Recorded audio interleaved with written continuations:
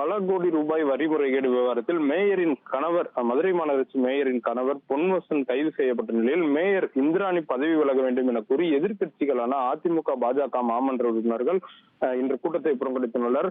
மதுரை மாநகராட்சி மாமன்ற கூட்டம் 42வது மாநகராட்சி மாமன்ற கூட்டம் மேயர் இந்திராணி தலைமையில் இன்று மதுரை மாநகராட்சி ஆணையாளர் சித்ரா விஜயன் மற்றும் துணை மேயர் நாகராஜன் ஆகியோர் தலைமையில் மாநகராட்சி அலுவலகத்தில் நடைபெற்று வருகிறது.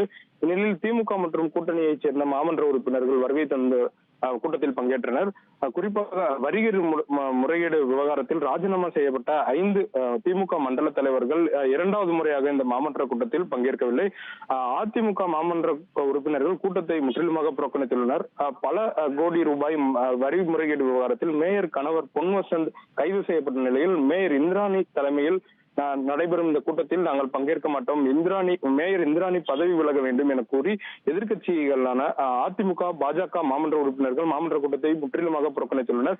மேயர் இந்திராணி பதவி விலகும் வரை கூட்டத்தில் பங்கேற்கப் போவதில்லை என அவர்கள் திட்டவட்டமாக நேற்று அறிவித்திருந்ததை தொடர்ந்து இன்று மதுரை மாநகராட்சியில் நடைபெற்ற மாமன்ற கூட்டத்தை அவர்கள் புறக்கணித்துள்ளனர்.